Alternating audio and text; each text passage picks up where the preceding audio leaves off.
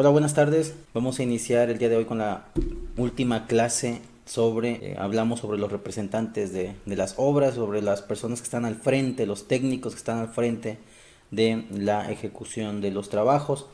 A lo largo de los que han venido siguiendo estas clases, pues recordarán que ya vimos al residente de obra, al supervisor y el día de hoy vamos a hablar sobre el residente de la obra. Si se dan cuenta, a los que han venido siguiendo estos cursos, el superintendente de construcción es la persona que deberá estar más capacitada de todos porque de ahí surge todo lo que resulte de la obra. Si resulta que la obra se concluye de buena forma, siempre será gracias al superintendente de construcción.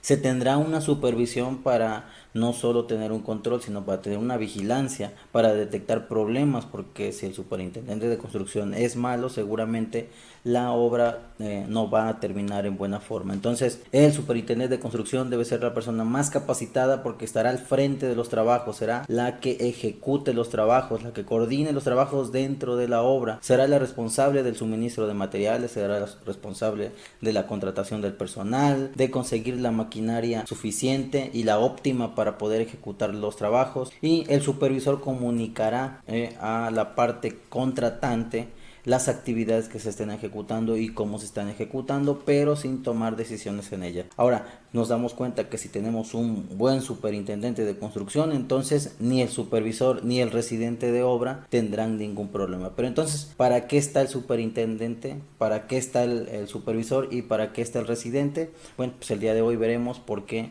tenemos residente de obra. Como siempre lo hemos hecho, tomamos como parámetros para clasificarlos la Ley de Obras Públicas y servicios relacionados con las mismas. Recuerden que es estricto aplicarlo cuando nos estamos refiriendo a obras que se contratan con recursos del erario público, con obras contratadas con el gobierno. Cuando son trabajos en particulares, cada uno de ellos designará qué nombre le pone a cada uno de los personajes que los van a representar. Eso lo manifestarán en el contrato, lo formalizarán mediante alguna firma y documentos que se comprometan a presentar. Sin embargo, es estrictamente necesario apegarse cuando se trata de obras contratadas con el gobierno, con recursos del erario público. Entonces, partiendo de eso, podemos buscar algunos de los artículos de la ley de obras públicas y servicios relacionados con las mismas para describir a cada uno de ellos. En este caso, en el reglamento menciona quién es el residente y todas las actividades que debe realizar en la obra. Pero bueno, ¿para qué quiero un residente de obra si tengo un buen superintendente y tengo un supervisor que me está informando qué es lo que está ocurriendo en los trabajos? Bueno, tengo un residente de obra porque será la persona que le quite los obstáculos al superintendente de construcción para que el superintendente pueda ejecutar la obra de forma correcta. No quiere decir que el superintendente deba tomar decisiones técnicas en la obra que no pueda tomar el superintendente de construcción. Se supone que el superintendente de construcción incluso deberá tener más capacidad del residente si ese fuera el caso, ¿no? Pero a lo que me refiero es que el superintendente de construcción no debe, no es que no pueda, no debe tomar decisiones técnicas solamente porque él lo diga. Recuerden que el contrato no solamente es la constructora, el contrato es la constructora y el contratante, la persona que está aportando el dinero. Para ponerlo en un término más entendible, si ustedes contratan a un albañil, pues no van a dejar que el albañil haga lo que quiera. Ustedes van a decidirle al albañil qué cosa quieren que haga. Le van a decir, vas a poner este muro de este espesor, las juntas serán de este espesor, tú vas a poner un andamio de este lado, el mortero lo quiero con esta proporción, etcétera, etcétera. Todos esos trabajos los autoriza la parte que contrata, cómo quiere las cosas. Yo quiero construir una casa de cierta forma arquitectónica y el constructor me entrega otra de otra forma. Recuerden que el superintendente de construcción está del lado del empresario y la finalidad de una empresa es generar recursos. Entonces buscará la manera de cómo ahorrar en algunas cosas para tener mejor ganancia, pero esto pudiera perjudicar lo que requiere el cliente, lo que requiere el dueño del contrato. Bueno, dicho esto, ya podemos describir, es el representante de el que aporta el recurso, ¿sí? De el que contrata a la empresa constructora para construir la obra. Es una persona que deberá tener un perfil técnico, una persona ingeniero, arquitecto o carrera afín a la construcción, que tenga conocimiento en el tipo de obras que van a contratar. No las va a ejecutar esta persona, porque este personaje no se encargará de cotizar mano de obra, de cotizar materiales, de programar suministros. Él solamente se encargará de verificar que se cumplan tal cual como el supervisor lo hará. Bueno, en ciertos casos, cuando no hay supervisión, el residente de la obra se encargará o fungirá como supervisor también. Cuando surja un problema dentro de la obra, el superintendente se dé cuenta que hay inconsistencias en el proyecto, que hay problemas sociales, que las condiciones en las cuales se planeó la obra para ejecutar ya no son las mismas, entonces acudirá al residente para explicarle las causas. Si esas causas conllevan incluso aumentar en monto el contrato, entonces tendrá que hacer todos los artilugios que sean necesarios para conseguir más recurso y poder ejecutar la obra. Entonces la parte del residente de construcción es aprobar todas las solicitudes del superintendente, todas las solicitudes que tenga y que emanen derivado de los problemas que puedan surgir en la obra. Entonces le va a ir quitando las piedritas del camino para que la obra no tenga ningún problema. Tiene todas las facultades de tomar decisiones, pero para aprobar solamente. Puede proponer también, siempre y cuando se respete en todo momento el contrato. Debe vigilar que lo pactado en el contrato, que lo pactado en el presupuesto, que lo solicitado en las especificaciones y en los planos se cumpla en todo momento. Pero el análisis que debe hacer, pues será si la propuesta que le está presentando el superintendente de construcción es la correcta, para que la pueda aprobar y que no se detengan los trabajos, que continúen de acuerdo a el programa que tenían establecido. Dicho esto, y ya identificando quién es el superintendente de construcción, entonces podemos pasar ya a las obligaciones que sí tendrá, porque tendrá obligaciones, deberá cumplir también. En caso de que no cumpla alguna de estas obligaciones, afectará a la empresa y la empresa pues empezará a perder recursos, empezará a perder dinero. Recuerden que está invirtiendo su dinero en la obra y lo que quiere es ganancia, pero si no le resuelven problemas que no están dentro de su alcance y el cliente no tiene más dinero, entonces deberá tomar la decisión de si concluye la obra o se espera a que el cliente busque más fuente de financiamiento para poder concluir los trabajos. Entonces, ¿quién va a coordinar todo eso? Pues el residente de obra debe estar atento a todo eso. Ya que tiene esa encomienda, entonces este también tendrá la encomienda de verificar que la obra que se encuentre ejecutada sea la que realmente se va a pagar. Recuerden que de acuerdo a la ley hay dos formas de contratar obras: por precios unitarios y tiempo determinado, o por precio alzado y tiempo determinado. ¿Qué significa cada uno de ellos? Bueno, vamos a comentar brevemente cada una de estas dos modalidades de contratación. En obras a precio alzado solamente se propone un precio en base a el conocimiento que tiene la constructora en el tipo de obras que va a ejecutar. Esta constructora propondrá un precio por cada una de las actividades que se realicen en la obra.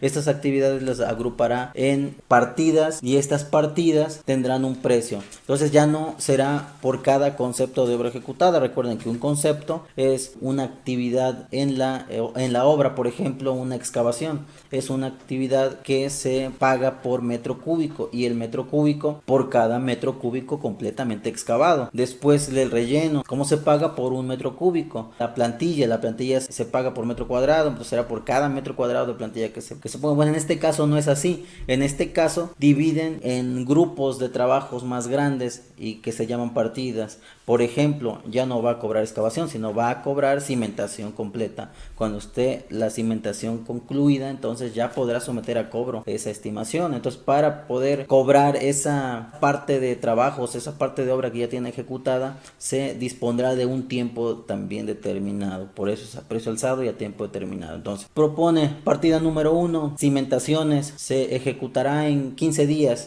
Vamos a hablar de unos trabajos de menor importancia. Se ejecutará en 15 días. Entonces la empresa se compromete a que en 15 días tendrá concluida la cimentación y someterá a cobro su trabajo.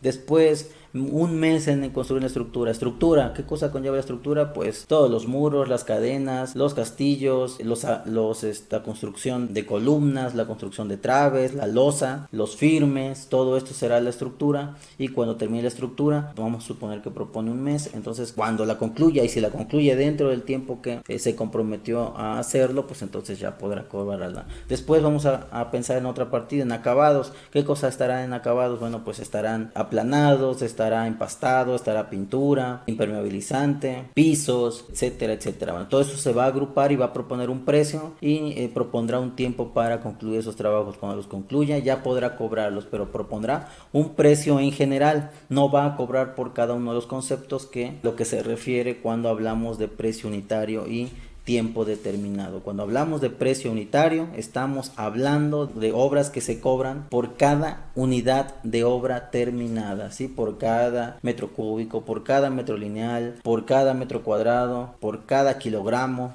por cada unidad de obra terminada. Dependiendo de la modalidad del contrato, será la forma en que la empresa presente a cobro la obra que tiene ejecutada.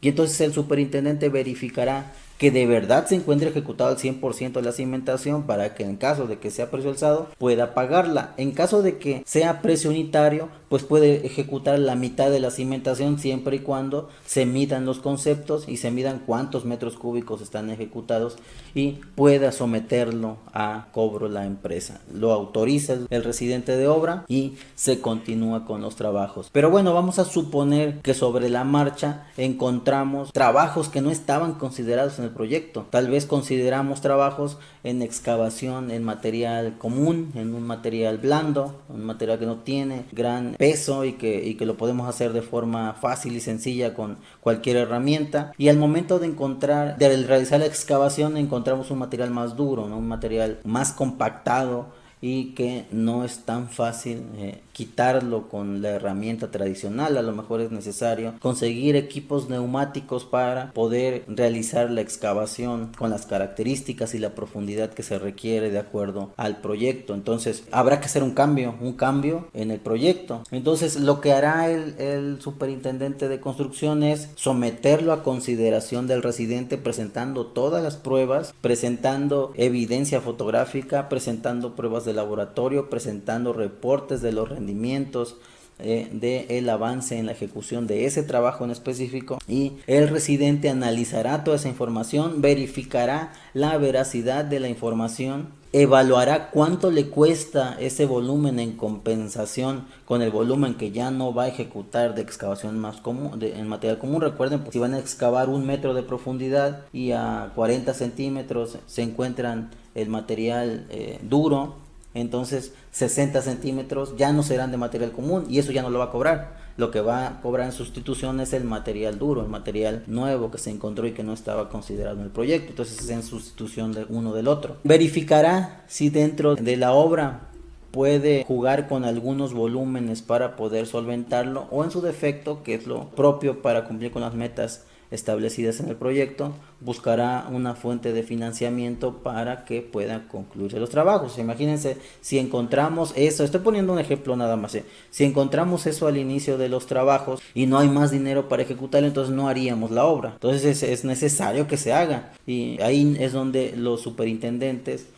deben tener la capacidad de demostrarle técnicamente al residente cuál es el problema y cómo solucionarlo.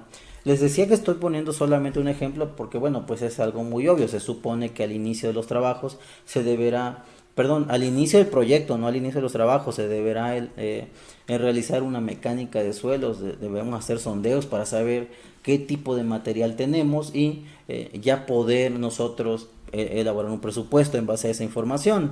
Pero se van suscitando diferentes tipos de cosas. Me ha tocado casos en donde incluso hay que modificar la forma del proyecto porque el terreno ya no coincide con las características que decía el plano. Y recuerden que la topografía es algo que está cambiando constantemente. Entonces cuando el topógrafo fue a realizar el levantamiento tenía cierta forma. Cuando se va a construir la obra, pues el terreno ya estaba de una forma diferente y había que hacer algunos ajustes para poder desplantarlo. En alguna ocasión me tocó hacer algunas escuelas de espacios educativos con normatividad de INIFED y eran varias aulas, muchas aulas en diferentes escuelas y aulas de 6x8 que eran de la misma forma, todas es la misma especificación, los mismos materiales, etcétera, etcétera. Como eran varias obras, lo que se viene a la mente es que es repetitivo, entonces al hacer una, pues automáticamente ya tienes todas las demás. Desafortunadamente no fue así. La lógica que aplicamos pues no era la correcta, porque esa misma aula, ese mismo modelo de aula lo debíamos aplicar a diferentes orientaciones en las escuelas, a diferentes niveles de cimentación. Los niveles de los terrenos variaban de escuela en escuela y por lo tanto las cimentaciones también variaban. En algunos casos las cimentaciones debían ser las más elevadas porque el terreno estaba de bajada y había en alguna parte subirlo, en algunas partes había que aplicar mucho relleno, en otras partes había que profundizarse mucho, en otras partes había un material muy duro y la profundidad no era tanta, era solamente la reglamentaria. Y bueno, había muchos cambios en las cimentaciones y por lo tanto eso implicaba que debíamos modificar los planos de cimentación, modificar los números generadores de la cimentación y por lo tanto el valor de la cimentación siempre variaba de escuela en escuela. En algunas nos faltaba dinero, en otras nos sobraba un poco de recurso. Entonces ese recurso de esa escuela que nos sobraba lo aplicábamos en la escuela donde nos iba faltando y así íbamos trabajando de esa forma. Entonces como superintendente de construcción yo no tomaba esa decisión, yo solamente presentaba toda la evidencia y el residente del patrón, el residente de quien nos contrató para ejecutar los trabajos, era el que decidía qué opción tomaba y qué no. Pero pues como superintendente siempre le presentaba las opciones para que el residente no tuviera ningún problema. Entonces el residente de obra solamente debe tener la capacidad de buscar cuál es la mejor opción para que fluya la obra de forma correcta, no haya atrasos y se cumpla con el programa establecido.